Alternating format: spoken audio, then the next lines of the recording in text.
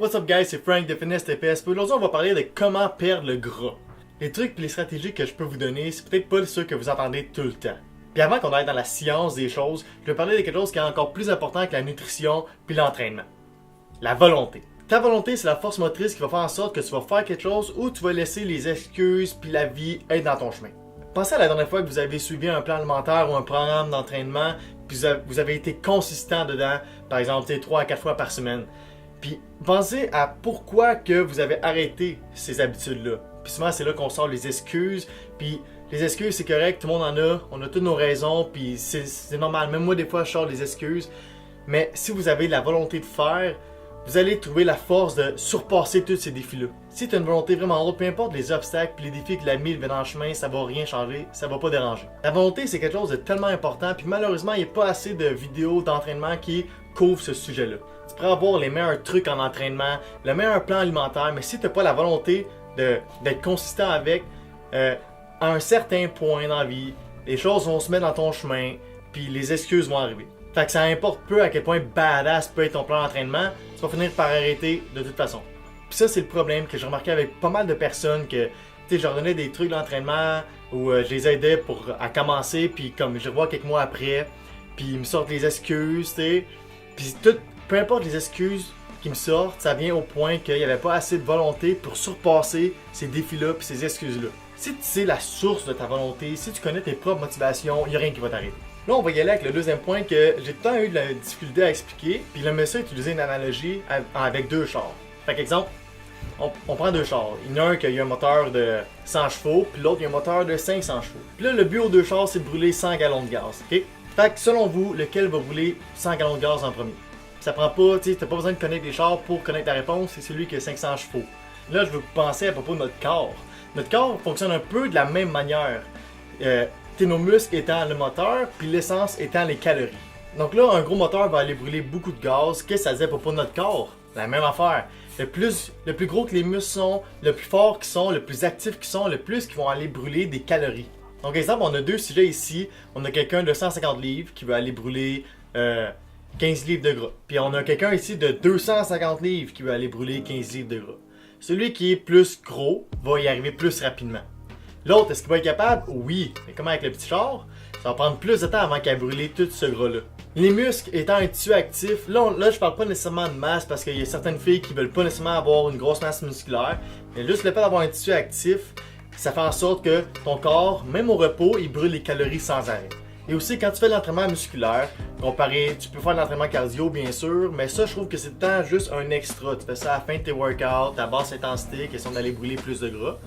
Mais l'entraînement musculaire, ça crée un peu un effet qui brûle des calories à long terme. Par exemple, le muscle que tu t'es entraîné la veille va continuer à brûler des calories aujourd'hui. Donc quand tu fais juste du cardio, tu n'as pas nécessairement cet effet de afterburn, tu sais. Un point qui se rattache un peu à celui que je viens de parler, qui est encore au niveau de l'entraînement, c'est quand vous vous entraînez, vous voulez utiliser le plus de muscles possible. Donc, vous voulez prioriser les mouvements polyarticulaires. Qu'est-ce que je veux dire par là? C'est les mouvements, les exercices qui vont engager le plus de muscles en même temps.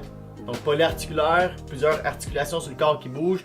Par exemple, un squat. Si vous prenez un squat, vos hanches vont bouger, vos genoux vont bouger, vos chevilles aussi. Ça engage beaucoup de muscles. Les quadriceps, les ischio-jambiers, les fessiers, un peu du dos, un peu des mollets. Beaucoup de muscles qui travaillent, donc beaucoup de calories brûlées. Comparé si je fais exemple un bicep curl, que je travaille juste un petit muscle uniquement, tu sais. Tous les exercices polyarticulaires comme ça, squat, deadlift, pull-up, bench press, shoulder press, nommez-les, très bon pour brûler beaucoup de calories. Personnellement, quand je travaille juste les petits muscles, les abdos, les biceps, j'ai aucune sueur, mais quand je fais des deadlifts, des squats, après avoir fait ma série, là je commence à avoir chaud puis je transpire, tu sais. Parlant d'abdos, ça c'est quelque chose que personnellement moi j'entraîne jamais parce que j'ai jamais été un gars qui a voulu avoir les abdos, mais si par exemple vous voulez perdre du gras jusqu'au point que vous ayez un ventre plat, vous voyez votre six-pack, c'est pas nécessairement en faisant des abdominaux que vous allez réussir. Comme je disais avant, en faisant des gros exercices qui engagent beaucoup de muscles, vous allez brûler beaucoup plus de calories étant aussi le gras qu'on a sur le corps. Si par exemple si vous entraînez les abdos, parce que ce qu'il faut garder en tête, c'est que le gras ne fait qu'un sur nous. On peut pas aller brûler juste du gras à un seul endroit. Il y a beaucoup de monde qui ont des poignées d'amour Tu peux pas aller zoner juste cette partie-là. Tu vas jamais voir quelqu'un de super cut, mais avec un gros double menton, parce que ça s'entraîne pas, tu sais. Les abdos, je les fais quasiment jamais parce que je sais que si j'en veux, il va falloir que je perde le gras qui est par-dessus. Jamais tu vas voir tes abdominaux tant aussi longtemps que t'as pas brûlé le gras qui les cache. Puis même, qu'est-ce qui va arriver si tu les entraînes trop, c'est que, par exemple, on a les abdos puis on a le gras. Les abdos, c'est exemple, tu fais de l'hypertrophie dessus, là ils deviennent gros, ils poussent sur ton gras, tu vas avoir une genre de bédaine, tu sais. Et le jour où tu vas réussir à perdre le gras qu'il y a dessus, tu vas avoir une genre de coquille de tortue en abdos où est-ce qu'il y a la bédaine, tu sais. Donc ça englobe pas mal tous les trucs à propos de l'entraînement. Là, on va parler de nutrition. Tu sais, je pourrais plonger dans les macronutriments, les micronutriments, mais on a fait d'autres vidéos à propos de ça, donc je vous invite à aller les voir. Puis aussi, justement, je vais faire une autre vidéo bientôt qui rapporte au truc que je vais vous donner, puis c'est de faire des meal prep. Parce que ce qui arrive souvent, c'est qu'on n'a pas le temps de manger, on est pris avec le temps, donc on décide de prendre quelque chose qui est facile. Puis tout ce qui est facile et simple, tout ce qui est à portée de main, c'est la mauvaise bouffe. Souvent. Mais si tu prépares tes repas en avance, tu sais que ton bon repas avec les bons nutriments qu'il y a dedans, il va être prêt. Puis t'as juste à mettre une journée là-dessus par semaine, tu sais. Environ 2 heures, t'es capable d'avoir un meal prep d'environ 15 à 20 repas. Donc, tu sais, t'en as pour une semaine facilement, tu sais. Moi, je faisais tant mon meal prep le dimanche pour toute la semaine. Donc, tous mes dîners, tous mes soupers. Tu vas faire ton épicerie avant, tu prépares tes repas, tu essaies de varier un peu si t'es quelqu'un qui aime pas ça manger la même affaire tout le temps. Dans tous les repas, il devrait avoir la même chose, donc protéines, légumes, une source d'énergie, donc glucides ou gras. Ou les deux si vous avez envie. Mais tu sais, quand tu y penses, c'est facile, puis comme je disais, en 2 heures, tu peux réaliser ça, tu fais toute la viande, tu assaisonnes le tout, tu fais tout cuire ensemble, tout d'une shot, ensuite tu passes ça dans plein de plats, tu les mets au frigidaire ou au congélateur si tu veux, puis t'es prêt à partir pour la semaine, t'es sûr de jamais aller tricher. Donc pour rapper ça, je pense que j'ai parlé de 4 points, pas certain, mais le premier c'est la volonté. Quelque chose que j'ai pas dit tantôt à propos de la volonté, souvent on dirait, à force d'observer les gens, je suis pas trop sûr de moi, mais j'essaie d'évaluer ça.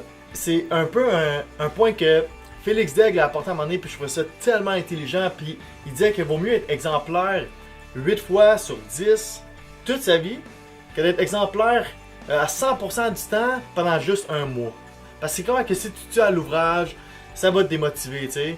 On a déjà le travail dans la vie et ou les études, on a d'autres priorités, donc on veut pas faire en sorte que notre conditionnement physique et notre nutrition soit une corvée. Il faut essayer de garder ça le plus simple possible. Tu veux pas non plus t'étouffer avec ça pour pas que ça devienne une genre d'enclos pour ta liberté. Puis souvent, moi, ce que je faisais, c'est ça. Tu sais, la semaine, j'essaie d'être strict. J'utilisais souvent les occasions sociales pour tricher, tu sais, comme ça. Tu sais, j'étais strict avec moi-même, mais au moins, je refusais pas quand on m'invitait à aller manger de la crème glacée, par exemple. Puis ça faisait en sorte que je restais motivé, tu sais. Deuxième point, bâtissez des muscles. Que ce soit au niveau du volume, au niveau qui soit actif et fort. Entraînez-vous. Troisième, lors de vos entraînements, priorisez les mouvements polyarticulaires. Le plus de muscles que vous utilisez, le plus de calories vous allez brûler. Et quatrième point, c'est le meal prep. Même il y a des compagnies à Star qui existent comme Nutrition Fit Plus. Si tu as le budget, ça peut valoir la peine. Mais sinon, fais-les toi-même. Je te jure que ça va sauver un temps incroyable dans ta semaine. Et aussi, tu vas être sûr d'avoir des repas équilibrés à chaque repas. Midi, soir et le matin si tu as envie. Donc, j'espère que ces trucs-là vous ont aidé. Puis pour plus de conseils sur l'entraînement et l'alimentation, vous pouvez visiter notre site web. On a encore plus de vidéos. Il y a encore plus de vidéos qui vont sortir. Puis même là, je suis un peu intéressé. Là. Si vous avez des questions, posez-moi-les. Je vais peut-être en faire une vidéo, même vous répondre. Puis même des questions que... si vous voulez que je fasse une vidéo surtout à n'importe quel autre sujet qui n'a même pas nécessairement rapport avec la nutrition, puis l'entraînement, de relations amicales, de relations amoureuses, peu importe. J'aime ça parler de ça, j'aime ça faire des vidéos. Si ça n'a pas rapport avec la nutrition, je vais me mettre sur un autre channel, mon channel personnel. Et donc abonnez-vous à la page Fitness tes fesses. N'oubliez pas, la boutique est en ligne encore. On a plein de beaux chandails. Puis on a plein de nouveaux modèles, des camisoles de filles, les camisoles Bella où c'est mince en arrière et large en bas. Full cool. Si j'étais une fille, c'est ça que je porterais. Puis that's it. Fait que peace out puis bœuf.